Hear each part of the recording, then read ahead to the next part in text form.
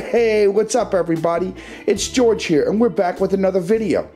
Now today's video is video number 9 of the Goblin 500 electronic setup series. In video number 8 we finished up with parameter E, the deadband, and now today we're ready to continue on with parameter F, the revo mix. But before we do, let's take a quick look at my setup. Once again, I have the book open to the right page, and I have a pen in case I need to take any notes. I have my Spectrum DX8, and finally I have the Goblin 500, and that's pretty much all we're going to need to continue on. So let's put the camera on the tripod and get on with the parameters menu of the AR7200BX.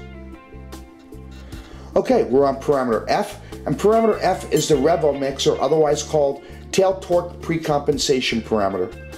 This parameter relieves the tail control loop and improves tail performance, especially on helicopters with insufficient tail authority and higher powered electric helis. In essence, what this parameter does is add a little bit of tail pitch to any changes in cyclic adjustment, and is especially useful in multi-rotor helicopters. To change this parameter, like all the others, use your rudder stick to cycle through the available options. The default is purple solid or off, which is where I'm going to be leaving this setting unless I determine it needs to be changed while I'm at the field. Press the setup button once to move on to the next parameter. Okay, we're on parameter G, and parameter G is the cyclic response. This parameter adjusts how aggressively the AR7200 responds to cyclic commands, your roll, and your pitch. Adjusting this parameter can reduce the linear control feeling that you get from a flybarless helicopter and make it feel more like a flybar helicopter if that's what you're looking for. To change this parameter, like all the others, use your rudder stick to cycle through the available options. Setting this parameter too high is going to result in inaccurate rotation and deteriorated stopping behavior.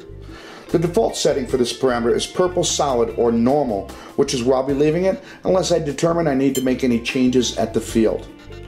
We're going to move on to the last parameter by pressing the menu button once. Okay, we're on the last parameter, parameter H. Parameter H is the pitch boost parameter. This parameter adds additional collective pitch as the collective stick is moved faster. It's especially beneficial in 3D aerobatics where rapid pitch changes are necessary. To change this parameter, like all the others, use your rudder stick to cycle through all of the available options. Setting this parameter too high is going to result in the rotor blade stalling in response to fast pitch input commands. The default for this setting is purple solid or off, which is where I'll be leaving this parameter unless I determine I need to make any changes at the field. I'll exit the parameters menu by pressing the setup button once. Okay, we've completed all of the parameter settings on the AR7200BX, and that completes the setup of the AR7200BX. Let's head upstairs and we'll talk about a few things and wrap this series up.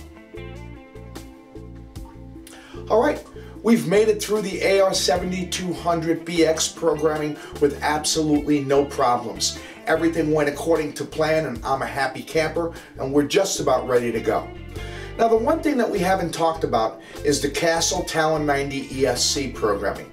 And that's because I'm not going to be doing any programming. When I bought it knowing that it came out of the box ready for a standard sport helicopter. Now, I may be making some changes down the road if I go to governor mode, and if I do, I'll be using my Castle Link cable and the software to make those changes. But for right now, it's going to be fine just where it is. The last thing I have to do is balance the blades and go over the entire helicopter and make sure all the nuts and bolts are tight, and then I'm ready for a shakedown flight. I want to take a minute to thank everyone that's helped me, Snot Lobber, Crisis Point Man, all of my subscribers. You've all been great, and thank you very much for making this a successful video series. I'd also like to thank A-Main Hobbies and Horizon Hobby for their great videos, which inspired me and gave me a lot of information which I used in my series. Also, all the people on Heli Freak and everybody in general that helped out, thank you very much. This has been a lot of fun. So, go ahead and finish it up, and then I'll be taking it for a shakedown flight, and we'll be seeing a video from that soon.